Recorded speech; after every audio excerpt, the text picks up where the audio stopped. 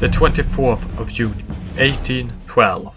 Napoleon has begun his invasion of Russia, where he will arguably face his greatest defeat. And I'm going to tell you the reasons for Napoleon's invasion and why it was doomed from the beginning. Let's start with the reasons for this military misadventure. Reason number 1.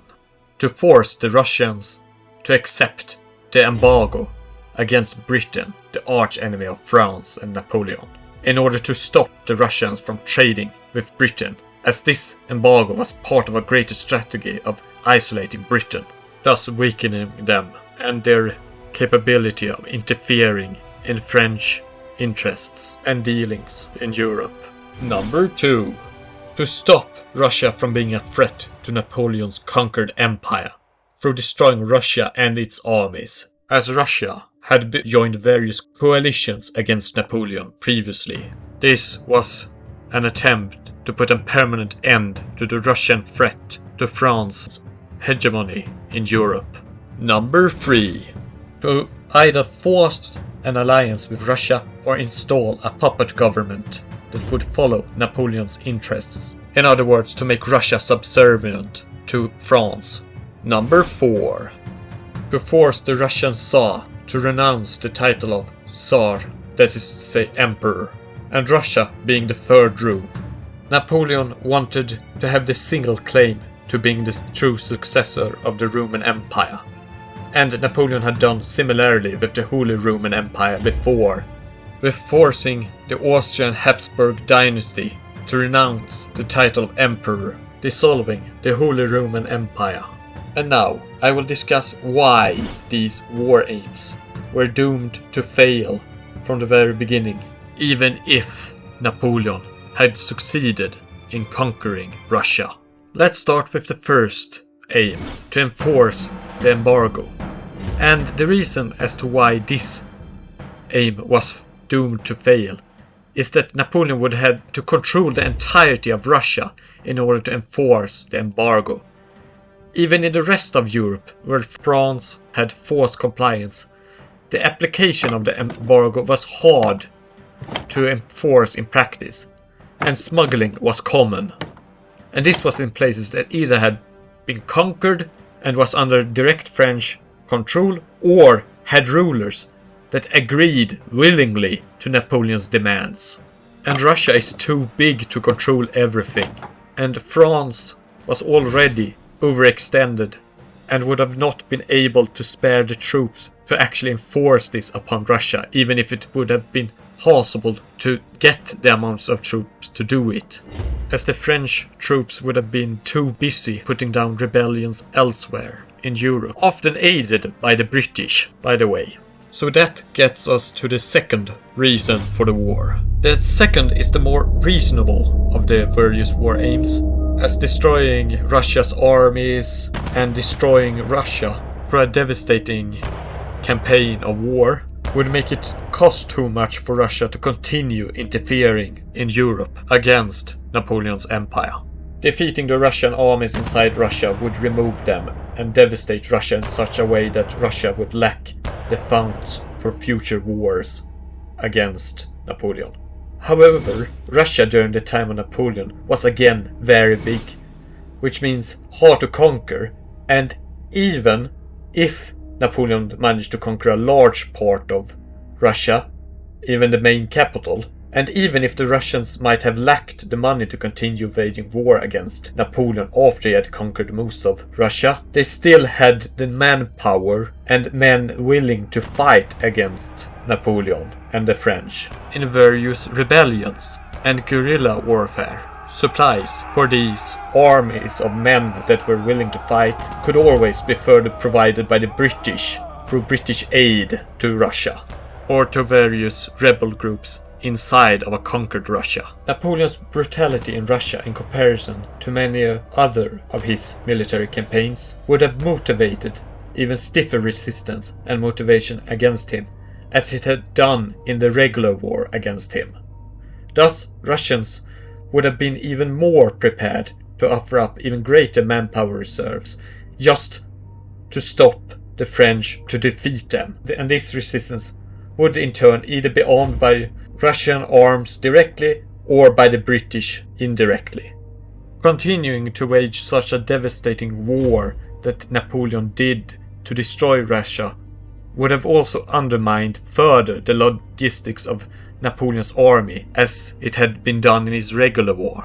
Destroying people and resources that could have aided your own advancement or your own survival of your troops is something you don't want to do when going through a Russia in winter against an enemy that uses scorched earth and guerrilla tactics, which would have been the case even if Napoleon had conquered most of Russia and defeated the regular Russian army. Now, to the third war aim and why it was doomed from the beginning. The aim of forcing an alliance or creating a puppet government. If an alliance was forced, it could be broken whenever it was convenient for the Russian Tsar to do it. Alliances, after all, must have mutual reasons for existing on both sides of the agreement. There must be a reason as to why you will honor the agreement. And for a Russian Tsar, there was no real reason to actually ally and more or less cement Napoleon, the greatest enemy of Russia and Europe at this time, as the sole dominant empire, with oneself as a subservient puppet to it, as there would exist no other state that an alliance with France would help Russia against. Alliances against threats, rather than alliances forced, are what endures through trials. Thus an alliance would never hold. And just because a puppet is placed upon the throne of Russia and allied with France does not mean that it will stay that way, as the reasons are still lacking for an alliance, even for a puppet ruler of Russia, if the puppet government option is chosen.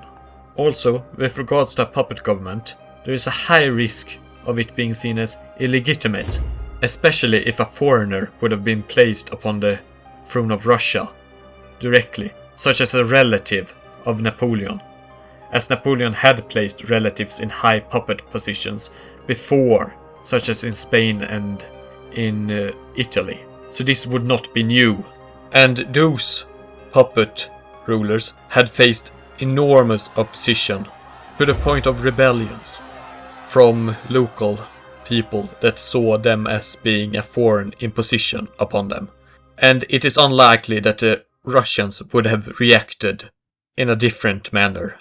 If, for the puppet government option, another member of the Russian nobility or even another member of the Romanov family was chosen to replace the current Alexander I, then you would have had issues of loyalty, as they might use local influence to rebel against the French and would not be that loyal to Napoleon, who had slaughtered his way through Russia and tarnished Russian pride and glory, and thus feel pressure from various factions within Russia to rebel. If a newly appointed puppet ruler would not rebel against the French, he would also face internal problems of illegitimacy, as he would still be seen as being inserted by foreign powers to be their loyal puppet, even if not to the same degree if he was a foreigner. And a puppet ruler would face problems especially if he began to enforce the same types of politics that the French Revolution and the secular ideals it was based upon had spawned, as that would have clashed heavily with the Russian Orthodox Church that had been the official state church of the Russian Empire, and would have made this new puppet ruler been seen as ungodly, just as the French were seen as being ungodly. And combine this with Napoleon's and the French army's brutality in the war, would have made the puppet rulership completely illegitimate if it also tried to enforce French political policy, which Napoleon had done in other parts of Europe he had conquered. This, together with famine and other problems that would have also been the result of Napoleon's war in Russia, would have led to revolts and rebellions, either against the puppet ruler of Russia, or the puppet ruler of Russia would have used this discontent to stage their own rebellion against the French, Empire under Napoleon. And again, just like with War Aim 1, the French Empire under Napoleon would have been too overextended to dedicate the troops to actually enforce a puppet rulership, a stable and loyal puppet rulership upon Russia, as there would have been rebellions elsewhere in Europe and in Russia, and again, often probably aided by the British. And now point 4 with regards to war aims. Here the issue is not so much that the aim is not really unachievable, rather the issue is that the title issue would have solved little of the issues that existed within Napoleon's empire, and been a symbolic victory at best for internal legitimization that would have solved little. This is because even if the Russians were pretenders to being the true Roman Empire, and Napoleon made a great deal about being the true successor of the Roman Empire and a true emperor, the fact of the matter is that the Russians, and their claim of being the Third Rome, had not been considered a legitimate Roman successor empire in Central or Western Europe in any way before. And also, even if the Russian rulers renounced the title of being Tsars or Caesars or emperors, they could always go back to using the title after Napoleon had left Russia, as was done by the Austrians after Napoleon was defeated, still using the title Kaiser, which is just the German version of Tsar or Caesar, that is to say, emperor. Thus, Napoleon forcing the Russian Tsars renouncing their claim of being successors to the Roman Empire temporarily would have really solved nothing. As I have discussed with regards to the war aims of Napoleon's invasion, they were more or less impossible to achieve or not really beneficial to begin with, and thus Napoleon's invasion was doomed from the beginning. Please do subscribe, as it would help the channel spread awareness about the humanities. اشتركوا بالقناة من فضلكم.